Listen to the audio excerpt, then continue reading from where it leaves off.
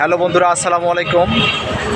আজও চলমান আছে ঠাকুরগাঁও সহ সারা দেশে 39 থেকে 40 ডিগ্রি সেলসিয়াস তাপমাত্রা। এই গরমে আসলেই প্রত্যেকটি মানুষের দিশেহারা হয়ে যাচ্ছে।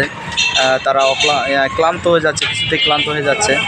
এই ক্লান্ত নিরাময়ের জন্য মানুষ কিন্তু বিভিন্ন পন্থা বেছে নিচ্ছে, যেমন ঠান্ডা পানি, ফ্রিজের ঠান্ডা পানি বা শরবত, যদি হয় জুস তাহলে আর একটু ভালো হয়। এরকম কিছু খাবার কিন্তু তারা বেছে নিচ্ছে। এই সময় রাস্তার পাশে আমরা দেখতে পাই বিভিন্ন জায়গায় যে শরবতের দোকানগুলোতে আমরা উপচে পড়া ভিড় দেখতে পাই। যদি হয় একটু ফলের রস, তাহলে কিন্তু মানুষের এই ক্লান্ত মনটা হয় একটু বশ। এই ক্ষেত্রে আমরা এক বিক্রেতার কাছে একটু জানবো যে আমাদের এই তাপদাহ 39 থেকে 41 ডিগ্রি সেলসিয়াস তাপমাত্রায় আসলে ওনার যে শরবতের চাপ কেমন। ভাইয়া যদি একটু বলতেন আপনার চাপ কেমন দেখতেছেন আপনি? চাপ ইনশাল্লাহ মোটামুটি ভালো, কারণ গরম প্রচুর, এই কারণে বেচা কিনাও ভালো। এখন একটু কম আছে, কিন্তু দুপুরের পরে আরও ভালো। জি জি।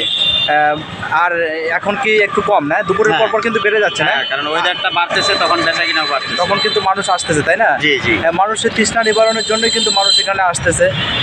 যেমন এই যে আরেক ভাই দেখেন, ভাই চলে আসছে, এখানে খাচ্ছে, শরবত খাচ্ছে এখানে।